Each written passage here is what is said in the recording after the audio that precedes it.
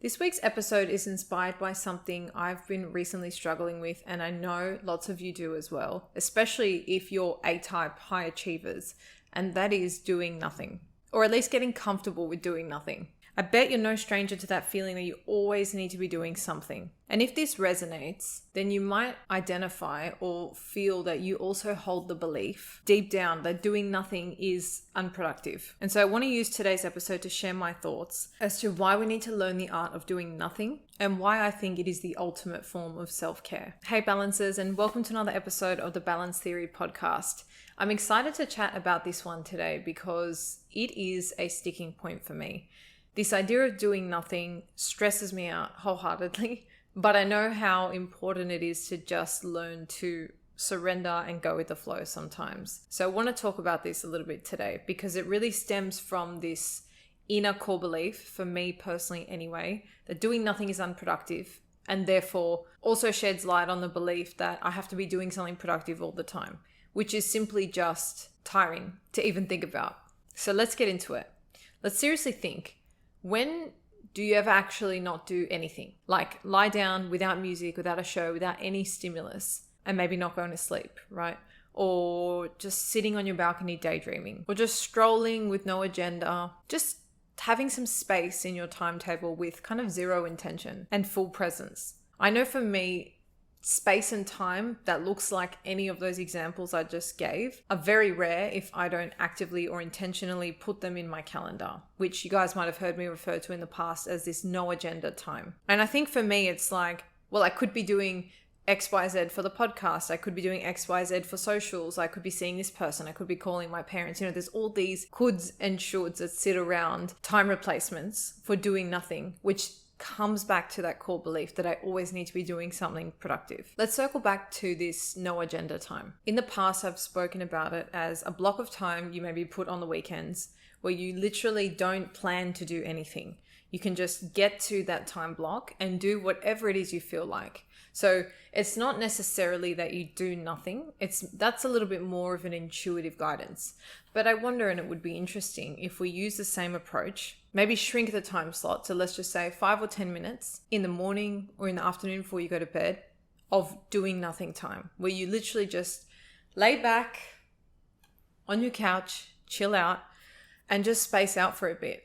I feel like the most obvious example of doing nothing is daydreaming. And here's why I think it's so important to embrace.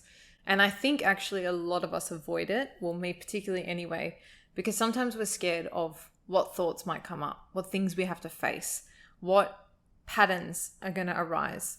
And that's when the practice of meditation comes in so beautifully, because it's like you don't have to be scared of things that you don't attach to. You can simply just tune in, listen and observe as to what's coming up.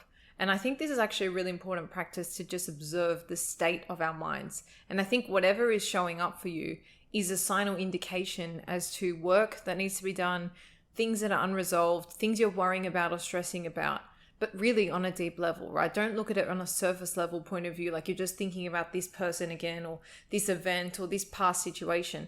What is it about that thing or that person that's triggering for you, that you're avoiding, that you're maybe not addressing? Is it a limiting belief you have about yourself? Is it something you've taken from somebody else's projections, or just what they're thinking? And so when you have this no agenda time or this do nothing time, it's a nice way to actually just check in with yourself and see what's going on, dig it out, and just give it a bit of attention. Now, the reason I want to talk about this at this moment in time is because we've got the festive season coming up, the holidays. And I think when we're moving into Christmas time, it can be so hectic. There's so much going on. There's so many events. There's so many end of year catch-ups and people just catching up just because it's Christmas. Even if you haven't freaking seen them all year, all of a sudden, everyone just wants to jam-pack the calendar with Christmas catch-ups.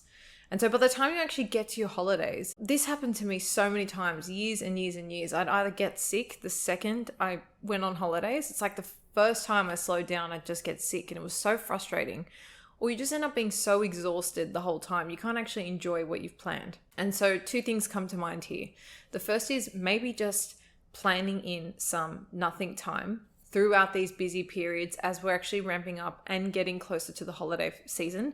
So you're not overwhelmed and burnt out or get sick because your body hasn't had 5 seconds to just process stuff the second you take holidays or you just decide to wind down. That's one thing. The second thing is being intentional with what you're actually doing in your holidays. One really interesting observation I had this year, and this was the first time ever, this was like a very obvious in my face thing. And that was when I was in Greece this year for my sister's wedding. So we were there for 2 weeks.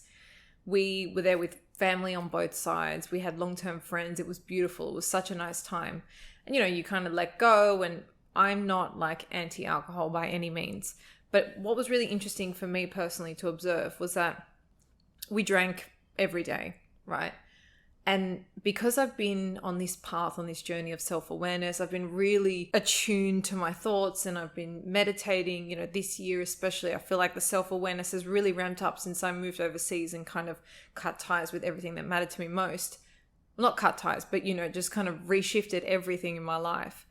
I felt when I was drinking every day so obviously disconnected from myself because I wasn't meditating. I was also drinking, which was almost just like putting me in a different headspace. I wasn't sleeping properly.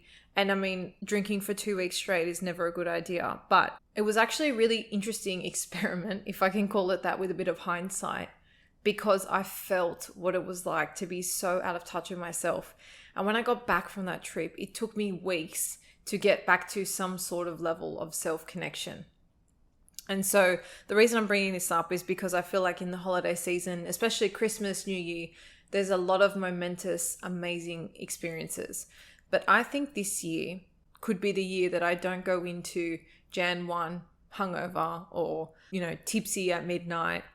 I don't know, I'm having like a really weird shift with alcohol at the moment, especially once I realized how much it interfered with my intuition. And it was scary not being able to hear it for a few weeks. And so I'm just basically bringing this up to get you guys to start thinking about what are you actually going to be filling your time with in this holiday period. You not only have to be mindful of your energy leading into it, because you actually want to enjoy it. Most of us only get like two or so weeks off. If you get more, amazing.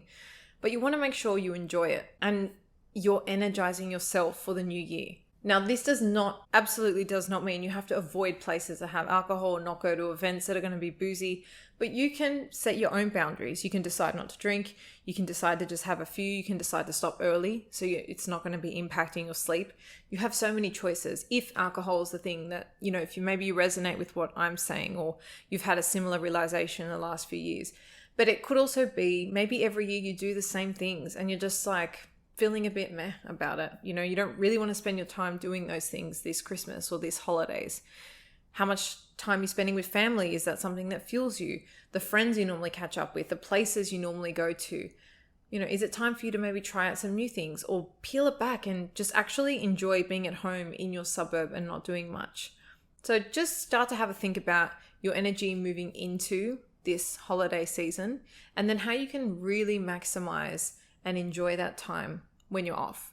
And maybe doing nothing is a way for you, or, like creating those no agenda times. Maybe you could just have no agenda week. How amazing would that be? You have a week where you literally don't have to worry about goal setting. You don't have to worry about visiting people. You can just go rent. Oh, my dream right now, if I was in Australia this summer, I'd just go and rent a beach house on the coast somewhere, which literally I could open the door and be on the beach and just be there every day and just move my body and read and enjoy the sun. That's just my little fantasy right now. And that would kind of be my representation or manifestation of doing nothing, just no agenda, no intention, no need to like step into this masculine energy of go, go, go. How do I actually just peel it back and enjoy? And I feel like when you really connect to it and plan for it, you don't feel as guilty for doing nothing. You step away and out of that need of like, I always have to be doing something productive, because I guarantee you, if that's an underlying belief you have, because it's definitely one I have, it takes me time to get into that headspace. So that's why I kind of think if you start to sprinkle it in on your weekends as we're getting closer to the festive season, by the time you get there, you're kind of already seasoned into the nothingness, into the pace maybe of slowing down or just being able to get there and actually enjoy it. Just one more thing, if we circle back to, for those of you listening who maybe resonated with the idea that you don't really like to do nothing or sit and daydream and think because you're scared of what will come up. I think there's something really beautiful about making this a regular practice. Because think about it, right? If you get some feedback at work that makes you really embarrassed, or just something explosive happens that makes you feel a certain way about yourself, and then because of everything else that's going on, maybe you've got dependence, or you've just got to kind of get on with the job. You just sweep over it, move on, go to the next thing. Your body and mind still needs to process this thing that's happened. And so rather than waiting 20 years or 10 years or 5 years until a similar experience happens and then these emotions are amplified, if you can give yourself that space on an ongoing basis, you let your body do what it needs to do to release emotion. And of course, there are certain feelings that are too big for us to process on our own.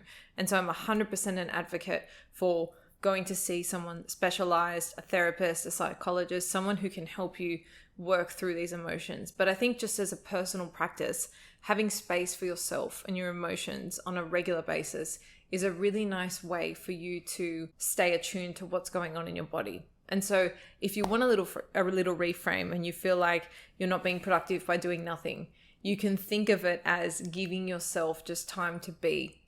Just because you can't see things going on in your body, it's always doing something. It's breathing, it's circulating blood, it's digesting, it's your nervous system's doing stuff. I'm not really a science head, so I'm not going to try and explain what every system does.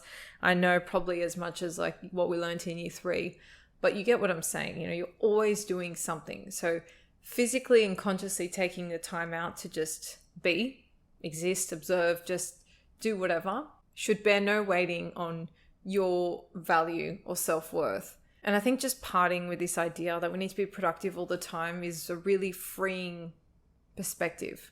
So I hope for anyone that's, maybe experienced always getting sick when you take holidays, or feeling like the holiday seasons just rush and you're not really present or enjoying it, that this episode has given you some pointers on maybe how to embrace doing nothing, how to actually do that, and maybe just simple mindset shifts you needed for it to just click and you to fully embrace it. If anyone's come to mind that you think also needs a little bit of a gentle reminder to just start dialing it back and slowing down so they can enjoy their festive season, please forward this onto them now. Knowledge is great when we hear it, but it's even better when we share it. I'll see you all next week for another episode, and until then, stay balanced.